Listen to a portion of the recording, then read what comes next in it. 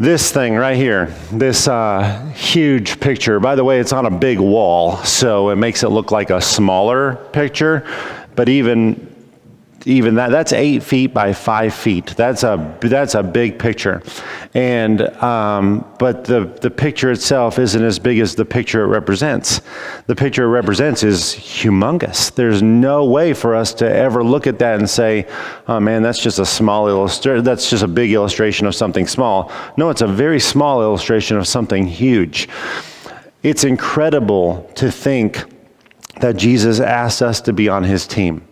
If you think about who Jesus is, without him, nothing was made that was made. It took Jesus Christ to bring everything into creation. He is God. He is God. And he came down here because he wanted us to be part of his team. He wanted us to be in his family. He wanted a relationship with us. This is a small illustration of a bigger picture. The disciples, I often think about the 12 disciples and who they were and what kind of person they were. And it's amazing to me to think about their lifetime. To be one of Jesus' disciples and get to see the miracles he performed had to be one of the coolest things of all history, to be one of those guys. When you saw Jesus take a lame man and say, "Hey, just go ahead and that bed you've been laying in there for so long, you've been laying on that bed for so long, well, pick it up and come on, pick it up and walk." That's a huge request. And the disciples, who knows what was going on in their heads, but like, yeah, that was a little too much to ask. And the guy gets up and they're like, that Jesus guy is so cool. He's so cool. To see people that were blind, they even asked the question, "Hey, was this man born blind because of his sins or because of his parents' sins?" And Jesus says, "No, it was for the glory of God that he's in this situation." And he heals the blind man. And then the blind man goes, it says, "I don't know how to describe the guy who just got involved in my life, but I know I was blind and now I see." And it was all because of that guy right there. To think about looking at Jesus and watching Jesus from day to day would be awesome. He raised people from the dead. That's a big one. That's a big one. Leprosy, people that were walking around with a death sentence. They knew they were going to die, and Jesus says, "Let's just postpone it. Let's go ahead and go without leprosy. Try that out and see go back to the people. Go back to your families."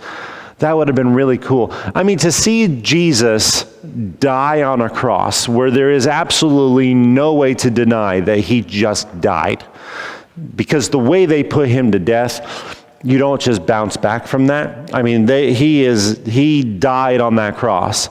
And then 3 days later, to find out that he came back to life, I would really enjoy being one of the 12 disciples. That would have been an awesome part of history to go through.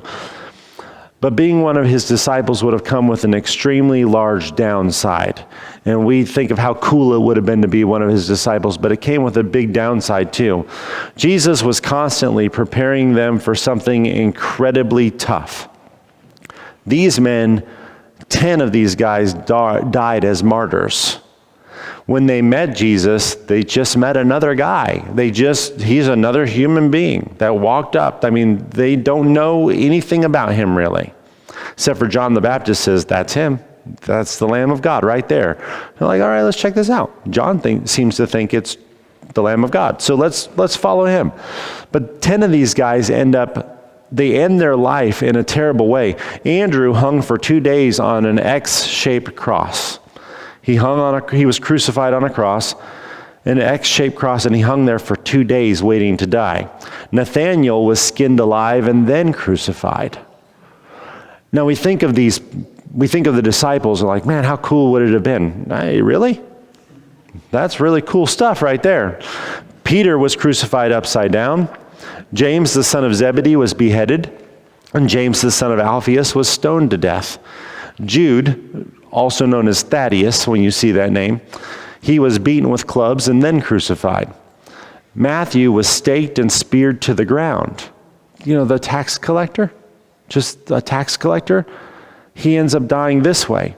Philip was impaled by iron hooks in his ankles and hung upside down to die. Simon the Zealot was sawn in half, and Thomas was thrust through with the spear.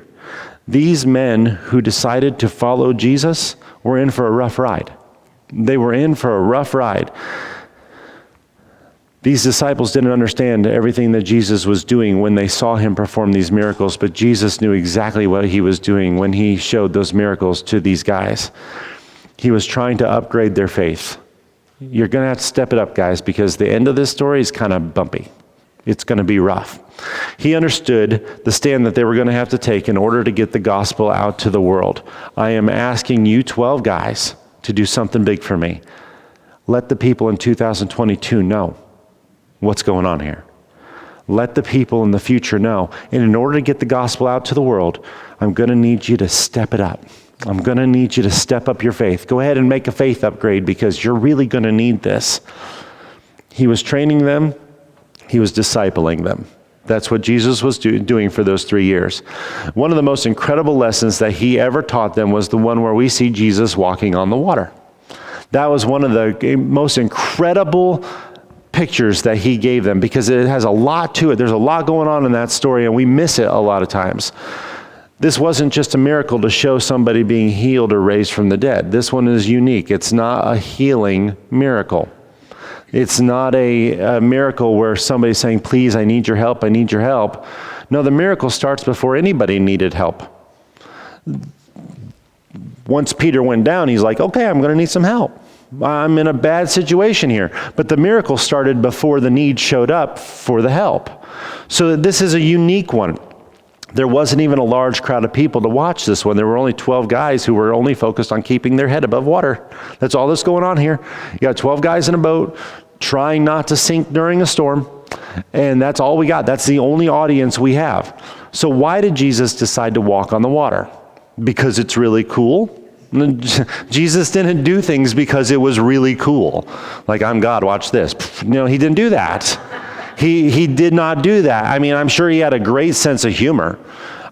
He was the God who created humor. So I'm sure he had a great sense of humor, but he didn't come down here to show off. That's not why Jesus came. So why in the world would he decide to walk on water? Hasn't he already proven to be God? I mean, right before he walks on water, what he did was he fed over 5,000 people with 5 loaves and 2 fish. That's what he did. That kind of says, yeah, you're God. That was pretty cool. He has healed the blind. He has healed the lame.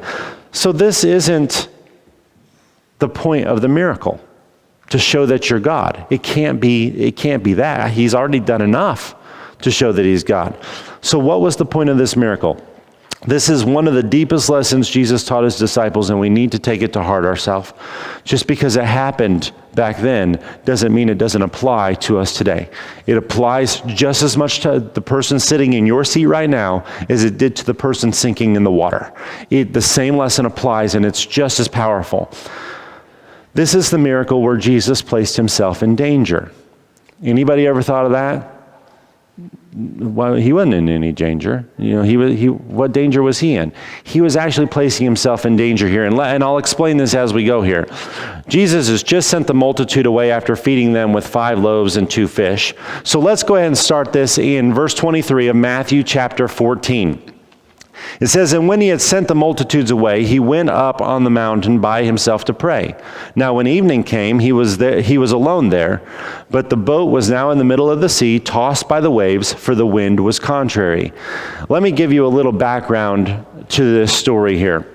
Jesus just learned that his cousin, John the Baptist, died. He just got the news that John the Baptist died. And then, as soon as he hears this news, he looks up, and there are 5,000 people coming his way, and they're hungry people.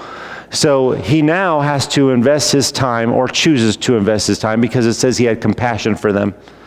He says, okay, we got to feed them. What do we have to feed them with? And we have little boy's lunch. No, steal the kid's lunch. Let's do something. So let's take the 5 loaves and 2 fish and let's feed everybody. So the boy gives his lunch to Jesus, and he performs this miracle. So by this time, Jesus would have been drained physically and emotionally, because that's a big job to feed 5,000 people with such a little amount. Jesus got to see what God the Father allowed to happen. And I'm sure he's like, wow, God is so cool. God is so cool. And you'll understand why I'm saying that about Jesus, what I would think Jesus was thinking at that time, here in a little bit. Jesus was God, 100% God. So why would Jesus ever think, wow, God is so cool? Because he put himself in a position to learn, God is so cool. He got to be one of us. Jesus got to experience life just like we experience life. So he's probably drained by this time, especially emotionally, because he just learned that John the Baptist died. So he sends his disciples out into the Sea of Galilee, and he goes on a mountain to spend a little bit of time alone with his Father. He's going to go pray, and he wants to spend some time alone with God the Father. And from that mountain, where that mountain is located, he would be able to look over the Sea of Galilee. So he would be able to see the storm building over the ocean. And this is just speculation, but I really believe Jesus probably started praying for the 12 guys in that boat that he sent out there too. Hey, that storm's building up. Hey, Dad, take care of those guys. Because he loved them. As Jesus is praying, the disciples are caught in the middle of this huge storm that's happening out on the sea. So Jesus does something that he has never done before. He's never done this before. And we all know what he did, but he's never done this before. Look at verse 25. Now in the fourth watch of the night, Jesus went to them walking on the sea. Now I want to stop here for a second and try to see things from a perspective that we usually don't view Scripture from. I want to go ahead and look at it a different way today. I want to try to look at this story from the vantage point of the disciples. They're in this boat in the middle of the storm. And when the disciples see Jesus, all what they see is a human being who provided hope. That's all they see when they see Jesus. They didn't look at Jesus and say, look, he glows. Look, he floats above the ground. That must be God. They don't look at Jesus and say, oh, there's something God-like about him. He has wings, he can float, he can, magical, mystical sparkles happen around. No, nothing like that. When the disciples saw Jesus, they saw a human being. They just saw a human being who provided some hope. His message gave them hope. Remember, there was a day when they first met Jesus. They met him. They were not always convinced that he was God himself. They had to learn this. They had to grow because he looked just like anybody else. They were seeing Jesus in his humanity. That's their first impression of Jesus. He looks like a guy. Yeah. Why doesn't he look any more, magnificent? He's just a guy. He's just a guy. 100% man, 100% God. But when they saw him, they didn't see, oh yeah, that's God. No, they saw that's another person. That's what they saw. They watched him make decisions. They watched him cry. They watched him get exhausted. They watched him laugh and joke around. He was just another guy. He was a person. And from their perspective, they were watching a very good and honorable man who may just be the Son of God. Put yourself into their shoes. This guy could be him. But we're not 100% convinced just because we met him. We're going to have to learn and grow. We're going to have to figure out who this guy is. If we were to look at this story of Jesus walking on the water and exclude his humanity, we would be missing an important message. Jesus was 100% God, but he was also 100% man. So if we only learn the lessons from the 100% God side, we're missing 50% of the lessons we could learn from the stories of the Bible about Jesus, because he was both. So let's put humanity into perspective in this story. Walking on water, not exactly a humanity picture, but let's go ahead and not exclude the humanity side of who Jesus was. Look at Luke chapter 2 and Hebrews chapter 5 here. It says, and Jesus increased in wisdom and stature and in favor with God and men. Hebrews 5:8 says, though he was a son, yet he learned obedience by the things which he suffered. Jesus learned obedience? Come on, that should, Wasn't he 100% God? Absolutely. Don't forget, 100% man also. 100% man. It says he learned obedience. He grew in wisdom. His body went through the same things our bodies go through. 100% man. God literally became one of us through the person of Jesus Christ. He was a person. You cut him, he bled. He learned, hey, that's hot, don't touch that. He had to learn all the things that we learn because he placed himself in humanity. He lived a life as a human to set an example of how we ought to live life. And he did a great job. He even fought the same kind of spiritual battles that we fight from day to day. So often we think of Jesus as all-knowing because God is all-knowing, right? Yeah, he's all-knowing because he's God. But Jesus humbled himself and placed him into a situation where he had to learn and grow just like us. Yes, he was all God, but he humbled himself and put him in a situation where he didn't do all the things that he could do as God himself. He did the things he could do as man himself, even though he was 100% God. Look at Hebrews chapter 4 and verse 15. For we do not have a high priest, speaking of Jesus, we do not have a high priest who cannot sympathize with our weakness, but was in all points tempted as we are, yet without sin. God took on full humanity in order to pay the price for humanity's sin. He took our place. Jesus is a high priest who can absolutely understand where we are because he was where we are. That's why he can understand it. If we assume that he was all-knowing, how can we say that he understands everything we're going through because we're not all-knowing? How could he understand what it's like to be me since I'm not all-knowing?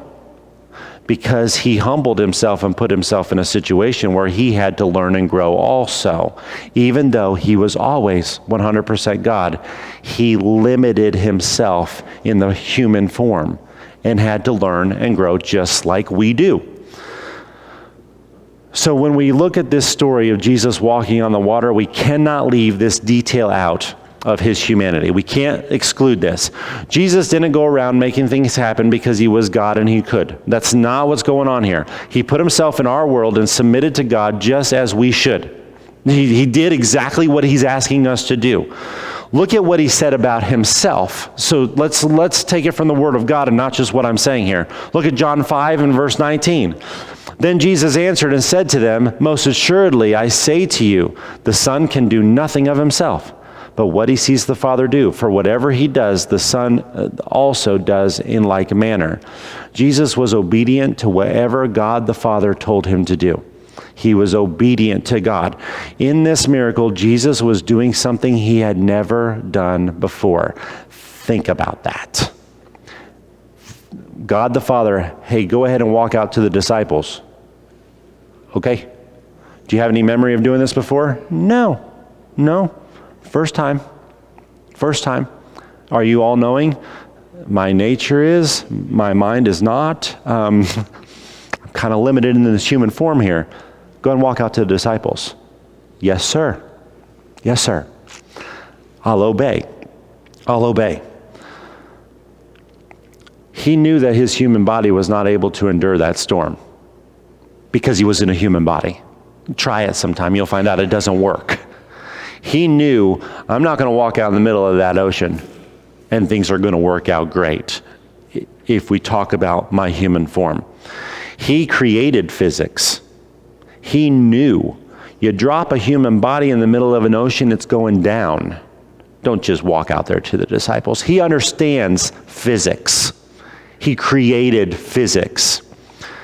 As far as what Jesus could see with his own eyes, this was an impossible request. That doesn't work. But Jesus obeyed the Father with everything the Father asked him to do. Anything the Father told him to do, he was obedient to the Father. He learned obedience through everything he experienced, just as the Bible says. He learned obedience. Do it. Yes, sir. I don't have to understand how this is going to work. I just know it's going to work because the Father says it's to do it. It's going to be okay. If the Father had never let him down up to this point, then why not obey him again? What, God, you've never let me down yet. Go walk on the water. Okay, let's try that out. Let's do that. You've never let me down yet. I'll obey you on this one too. Jesus was experiencing this miracle for the first time. Please look at it from this perspective. He saw the power of the storm, and he knew that outside of God's power, this was a suicide mission. He understood the same thing we would understand if God says, hey, go walk on the water. That's suicide. That's not going to work out so well, physically speaking. So I'm going to need you to go ahead and support the situation. Otherwise, it's not going to work. Outside of God's power, this is a failed attempt. With God's power, anything is possible. Anything is possible. So make a mental note of this. I want to come back to this later. The disciples are in a life-threatening situation out on the ocean, and Jesus is nowhere to be seen. Remember, he goes to the mountain to pray. The disciples are in the middle of the storm. So they're out there. They can't see Jesus anywhere. And then one of the disciples looks out into the storm, or maybe a few of them look out into the storm, and they look through the wind, and they look through the waves, and they notice a person-shaped being on the water. That's interesting in itself. Hey, we're all going to die. Hey, wait a second. Before we do that, check that out. There is a person-shaped form walking on the water. Look at Matthew 14 and verse 26. It says, and when the disciples saw him walking on the sea, they were troubled, saying, it is a ghost. And they cried out for fear. Notice how they did not say, oh, that's probably Jesus doing one of those Jesus-y things. That's not what it says. They assumed it was a ghost before they assumed it was Jesus. What is that? It's definitely a ghost. Not one of them says, that's Jesus doing one of those Jesus-y things, that he does, because he's all God, and he just, makes his own dinner by doing that. He didn't do those things. He was in human form, and he did human things. They did not assume it was Jesus. They assumed it was a ghost. Now they're freaking out over a storm and over a ghost that was heading their way. Now they've upgraded their panic mode. Now they're freaking out for two reasons. Remember, they're getting to know Jesus a little bit better day by day. They're getting to know him more. And when Jesus has seen that they've throttled the panic mode up all the way, he calls out to them. Look at verse 27. But immediately Jesus spoke to them, saying, be of good cheer. It is I. Do not be afraid. This is where the story becomes really amazing. This is where it gets really cool. Jesus announces that it's him. Hey, it's me. It's me. Like, well, sure it is. It's me. But the disciples have yet to learn the extent of what that means. Remember, they're learning and growing. They're getting to know him better. They've got 3 years to learn this before he dies and rises again. And they're like, okay, that ghost just says it's Jesus. Yeah, so, hey, don't worry, it's me. So Peter does what only Peter would do. He challenges Jesus. I love the person of Peter, and I love how the Bible opens that up so we can see his personality. Peter's that guy. Peter's that guy where you're having a conversation with him and he's just throwing his opinion out there and he's telling you what he thinks, or sometimes he's speaking before he thinks. He's just that guy. So Peter decides, I'm going to challenge Jesus. Now I have to give Peter some credit here. I do love what Peter does here. The challenge that Peter challenges Jesus with doesn't seem to be thought through very much. But the more I look into it, the more I feel that it was thought out more than I used to believe it was. Look at the challenge. Matthew 14 and verse 28. And Peter answered him and said, Lord, if it's you, command me to come to you on the water. Either this is the dumbest test ever, or there's something a whole lot deeper going on here with this request. Think about the test. If it's you really, if it's really you, Jesus, go ahead and ask me to come on out. It's him. He said, come out. Who else could do that? It's got to be Jesus, because nobody else could form the words come. So either this is a stupid test, really stupid test, or there's got to be something deeper going on with Peter's request. Jesus, if it's really you, ask me to come. And this story is typically used to emphasize Peter's lack of faith, but I want to magnify the amount of faith that it took him to do this.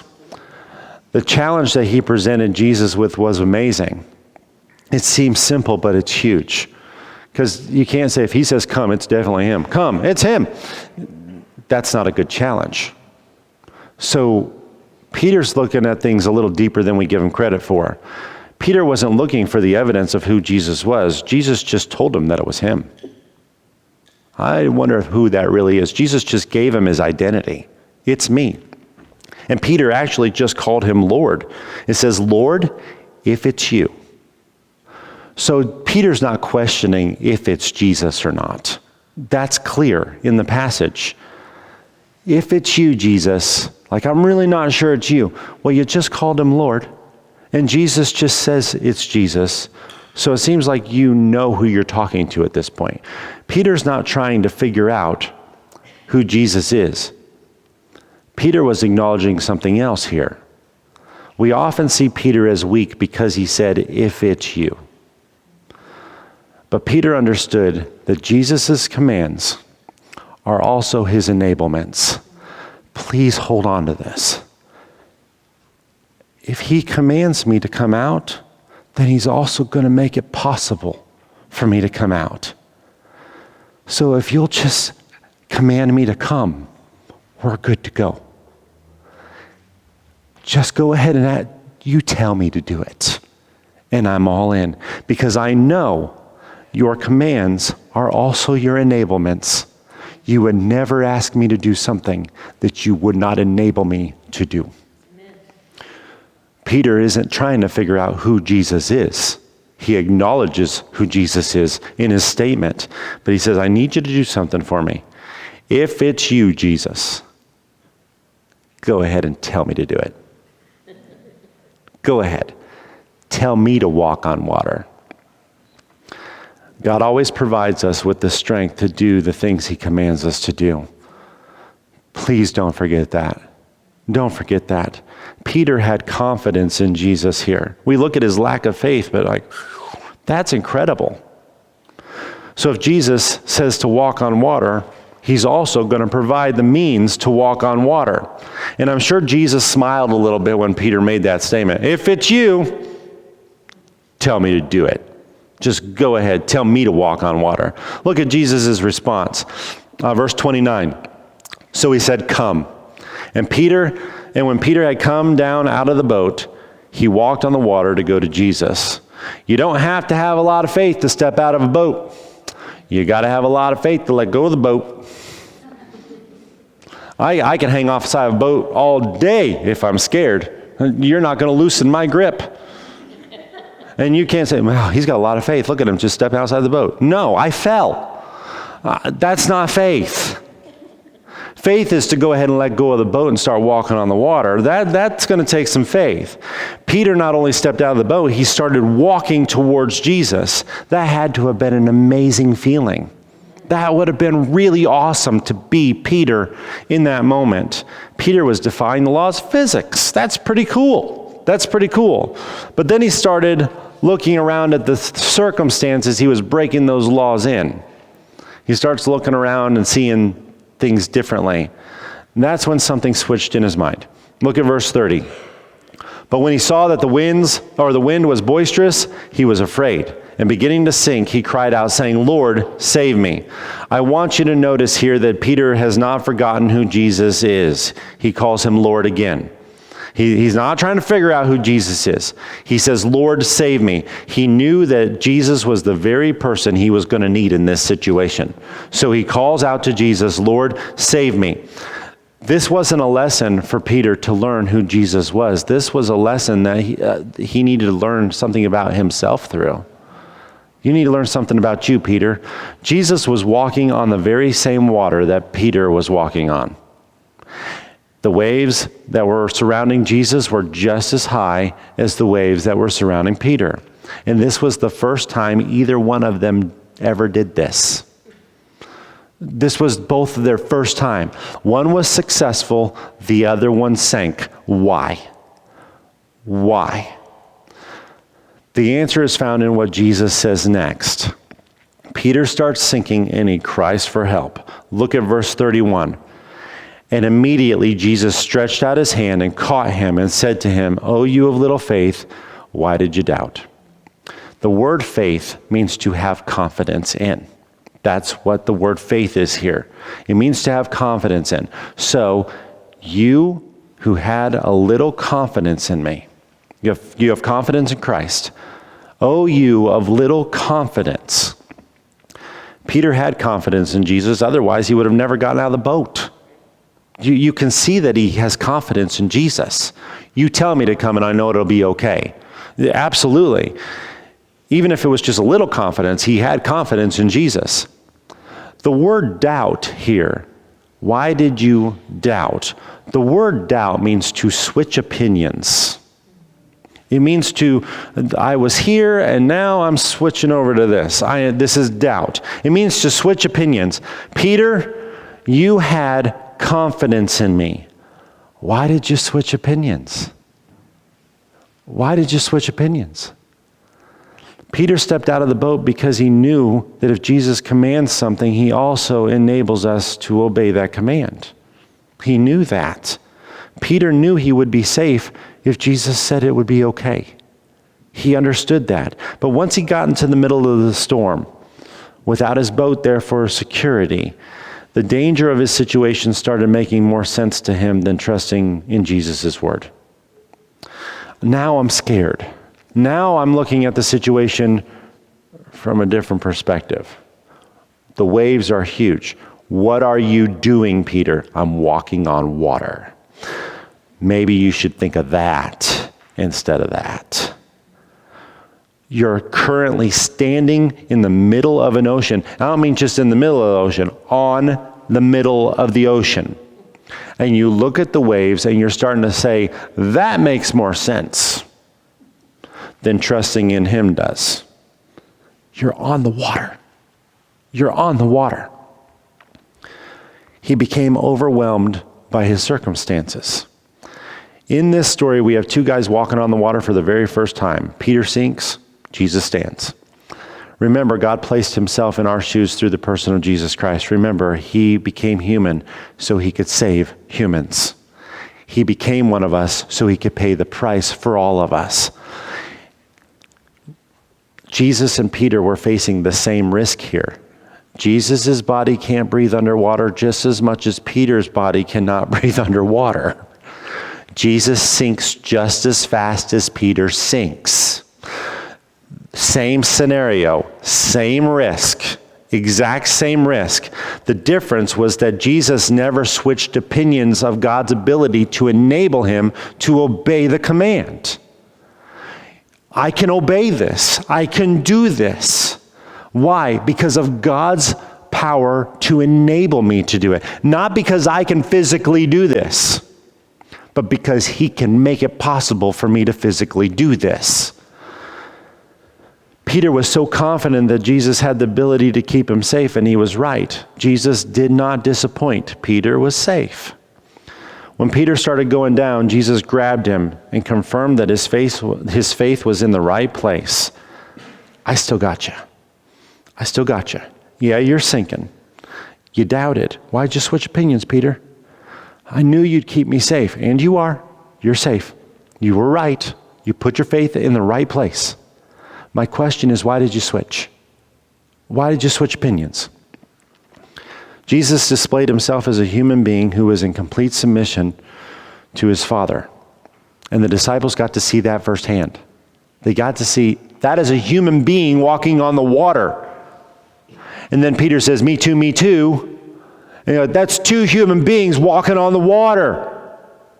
How are they able to do that? It's not by their power. Somebody's enabling that because we all understand physics. We know that's not possible. That has to come from somewhere else. They got to see firsthand that Jesus was in complete submission to the Father. And Jesus took Peter back to the boat. And when he got back to the boat, all the disciples made a unanimous decision. Look at verse 33. Then those who were in the boat came and worshiped him, saying, truly, you are the Son of God. Yeah, we get it, Jesus. some reason in front of us, God put himself in a human body. But you are truly the Son of God. They were confident. These men needed to understand that they could place their confidence in the fact that God would enable them to do anything he asked them to do. If God tells us to do it, he's going to give us the ability and the power to do it. He will do that. 10 of those men would end up dying martyrs' deaths in order to get the gospel out to the world. The message was simple. Place your faith in Jesus. Don't switch. Don't switch. Go ahead. That basket, your eggs, all of them. Put them all in that basket. Don't switch. Place your faith in that man. There's something amazing about him because he's not just one of us. He's all of him. He's 100% man. He's 100% God. Put your faith in God. Put your faith in Jesus Christ. Don't switch. Don't switch. What if the circumstances get scary? Don't switch. What if it becomes impossible? Jesus has been there before. Don't switch. Don't switch. He's got you. He's got you. Don't let the circumstances in life distract you from the one who is enabling you to walk on top of those circumstances. It's going to be okay. Why? Because you said it was going to be okay. What if I let you down? You cannot do that because you're the God who cannot lie. I'm going to put my confidence in you, and I'm not going to switch. I'm not going to switch. These men were going to face some scary times, but they had to understand that Jesus was going to grab a hold of them even when those circumstances became impossible. Even when it gets impossible, he's got us. He's got us. He was never going to leave them. Jesus wasn't displaying his power that day when he was walking on the water. He was displaying his relationship with the Father that day when he was walking on the water. You can obey him. It's safe. It's safe. Go ahead. Trust him. Go ahead and completely trust him. It's safe. It's going to be okay. He's never let one of us down. He's never gone back on his word. He's always been there. He's never left us. He's never forsaken us. Go ahead. Go ahead and obey him. It's safe. That's the lesson he wanted the disciples to learn that day. Not see how cool I am. Look at the power I have. No, I'm just a man like you are. But I am in complete submission to the Father because obedience in God is perfectly safe. It's perfectly safe. He wanted them to learn the lesson. Learn that you have a God who's never going to fail you, guys. Go ahead and learn that he will never let you down. He is good. He is just. He loves you and he will guide you. He knows your weaknesses and he's trying to strengthen you. Learn that you have a God who wants a relationship with you. Lock that in and don't switch. Don't switch. This picture on the wall should be a constant reminder to us. Why was Jesus able to stand on top of the water and Peter was not? What made the difference that day? Both human bodies. Gravity works the same way for both of them. There's nothing different about the physical picture here. They're both in the same situation. Why was Jesus able to walk on the water and Peter sank under the water? It wasn't because of Jesus' power. It was because of Jesus' submission to his Father. It's safe to obey. It's safe to obey. It's God's power that enabled him. Jesus showed them the value of relationship. I've said it so many times and I'll never shut up about it. It's not about religion. It's about a relationship. The entire Bible is screaming, it's about a relationship. And it is so cool. It is so cool. Get deep in that relationship because it's awesome, but it's all about relationship. Jesus was just as much of a human as the rest of us are. 100%. He was tempted the same way you are, yet without sin. He didn't choose to sin. He didn't choose to yield to the temptation. He was tempted just like we are, yet without sin. He learned obedience through his experiences just like we do. He loved and he grew in his relationship with the Father. So when the time came to walk on water, he walked on water. Just as much of a human as we are. When it came time, God says, walk on water. Like, let's walk on water. Let's go ahead and walk on water. The disciples finally learned that Jesus was truly the Son of God. Like, all right, we got it. We got it. You are truly the Son of God. And when it came down to lay down everything to get the word out to us, they laid down everything. They were able to lay it down. God, this is going to be so hard to go through what I'm about to go through. I gotcha. It's going to be impossible. I'm the God of the impossible. What's going to happen if I obey? That in 2022, there's going to be a group of people sitting in an auditorium, and they're going to hear this story about how much I love them. And they're going to be able to open the door to have a relationship with me. That's what's going to happen if you obey. Like, let's do this. Let's do this. The God of the impossible, come to my impossible situation and go ahead and make this happen. Whatever it is, I will follow you. I will trust you. I will obey you. And I know it's going to be safe. It's going to be safe. You want to know the secret to overcoming every struggle and every obstacle in your life? I know you didn't know that was coming today, but here it is. Like, oh yeah, we did. That's a good way to celebrate. You want to know how to overcome every obstacle and every struggle you will ever face in life? It's all about relationship. That's it. Doesn't mean everything's going to go your way all the time. But if you just say, okay, you said to trust you. You said it's safe. I'm just going to go ahead and step out of the boat. Let go too. Go ahead and let go too. Doesn't take a lot of faith to fall out of a boat. It takes a lot of faith to walk away from the boat, to let go of the boat. If God says it's going to be okay, it's going to be okay. Because all of God's commands are also God's enablements. Please do not forget that. If God says it's okay to forgive somebody who's done you wrong, I don't know if that's going to turn out right. It's going to be okay to forgive somebody who's done you wrong. If God says it's better to give than receive, I don't know about that. It's better to give than receive. If he says love your enemies, he never had to go through that, did he? He loved every one of us. And the Bible says we were all against him. We were all against him. So if God says, go ahead and love your enemies, that seems impossible. Let go of the boat. Let go of the boat. Because God's commands are also his enablements. You want to get through all the problems, all the struggles you have in life? It's real easy. It's all about relationship.